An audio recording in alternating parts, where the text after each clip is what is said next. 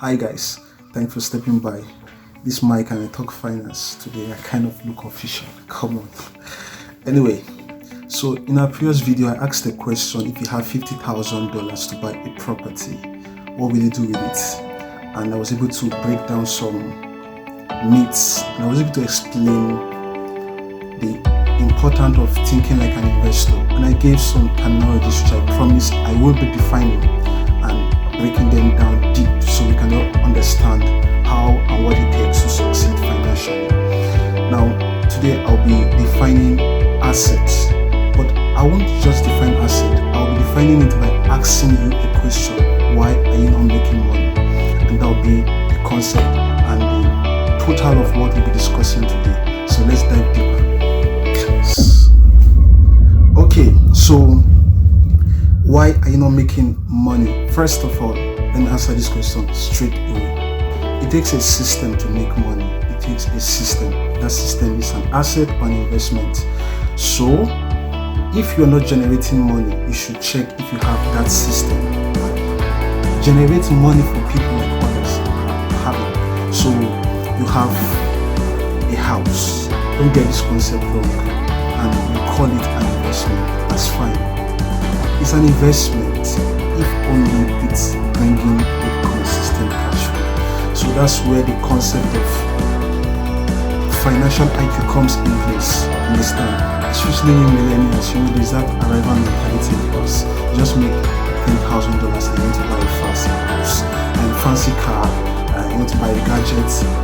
I'm not saying those things are bad, but you must understand that the ability for you to succeed financially is the understanding of how to manipulate or how to use cash flow.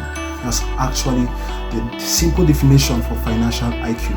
So today, I want to define assets. I want to talk about the qualities of good assets. I want to talk about types of asset and the reason why you should start investing now.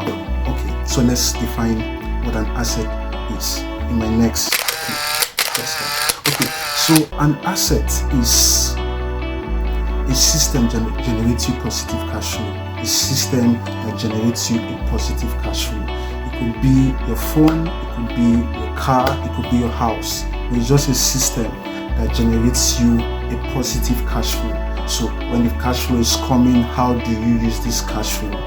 How do you manipulate this cash flow? Is financial IQ. But won't get deep into that today. That's why this channel is here. So because we want to be helping our viewers to understand how to manage finances, how to take advantage of investment opportunity, and how to manage their businesses. Okay, so what is the quality of a good investment? First of all, an investment must be cheap. An investment must be cheap. You know that old saying, you buy low, you sell high. Applies to investment. You buy low, you sell high. You see, it's good to fall in a very low position than you fall in a very high position, because things sometimes go wrong. Let's say you buy a house and the house is what? You bought the house for, let's say, $5,000 or $10,000. That's cheap. And another friend got his house, let's say 2 years time, and he got it for, let's say, $50,000. Understand? Now, if the value of homes depreciate in the market, there's the ability for you to rise up because you bought it very cheap. Your friend got it very expensive, 50,000, 10,000. That's wide difference. So it's good you buy an investment when it's cheap. A lot of investors make that mistake, or starters make that mistake. When Bitcoin came out, we were all skeptical, you understand? But those that took advantage to get Bitcoin when it was cheap, they are actually benefiting from it now. So an investment must be cheap. Secondly, an investment must generate you a positive cash flow. It must generate you a positive cash flow, or a positive net, or a net profit. So when you do your expenses minus your liability and your income minus your expenses, you discover that you still have something positive, or your inflow minus your outflows, you still have something positive. So your investment must generate you a positive returns. And finally, you must be able to analyze any investment you are doing. you must be able to analyze any investment you are doing. You see, I fall into a lot of pranks, a lot of MLM schemes that are fake. Like, I fall into it. My first investment journey was 2016, I guess. Like, I lost $10,000, and I did something that was very foolish, because I want to make money, but I really didn't understand what the investment was, and it was just a Ponzi scheme, and that was how I lost my money. It was very painful though, but that's not important anymore. Okay, so you must be able to understand and analyze your investment. These are the quality of a good investment. So what are the types of investment you can do? For today will just be very simple.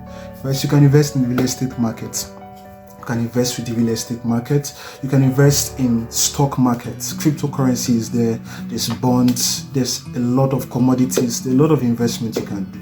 Also, investment in physical businesses is important, but you must have understanding of how this investment works, so you don't get me wrong, you understand? So when is the right time for you to start investing? The right time for you to start investment is now. It's now. And I'm not saying you should take physical money and go and start buying stock, go and start buying cryptocurrency. First of all, educate yourself. You see, I read a lot. I have this book. I read a lot, to just build myself. I started developing this concept of investment right from when I started reading Rich Dad Poor Dad. You understand? So the first step for you to begin investment is to get educated about how investment works, and this is why this channel is here for you. So if you're interested in learning about investment, finance, business, don't hesitate to subscribe, and also click on the notification bell so you can be the first to receive our videos. And don't hesitate to share this if it has been a blessing to you. Cheers guys, I mean Mike and I talk finance. Bye for now.